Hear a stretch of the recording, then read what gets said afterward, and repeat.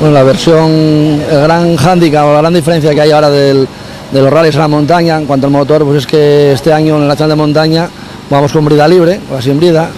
Roberto Méndez me hizo una electrónica propicia para el coche sin la brida, y la verdad que el coche pues es otro coche, ¿no? La verdad que el coche corre mucho, sale de las curvas, se pone de lado. Yo pienso a veces que es como ir en el CM, porque hay que tener mucho cuidado con el gas, porque el coche se encabrita y va por donde apunta, el coche allá va, ¿no?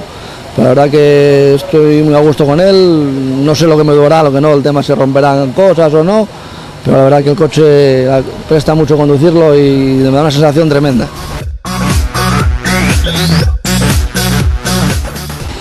Bueno, la diferencia de hacerlas con el Mitsubishi y hacerlas con el CM, pues sí que cambia mucho, ¿no? Porque yo, por ejemplo, hay referencias de compañeros míos de aquí de la carrera hoy, como, bueno, compañeros míos como Óscar Palacio y demás, hablando un poco con el CM, zonas donde ellos pasan a fondo, claro, con CM, yo con Mitsu, pues se me estresa todo, ¿no? Porque el coche tiene casi sus 1.400 kilos de peso y la verdad es que hay que tener mucho cuidado con el hándicap del peso, el frenarlo, pero bueno, un coche que es muy divertido, ¿no?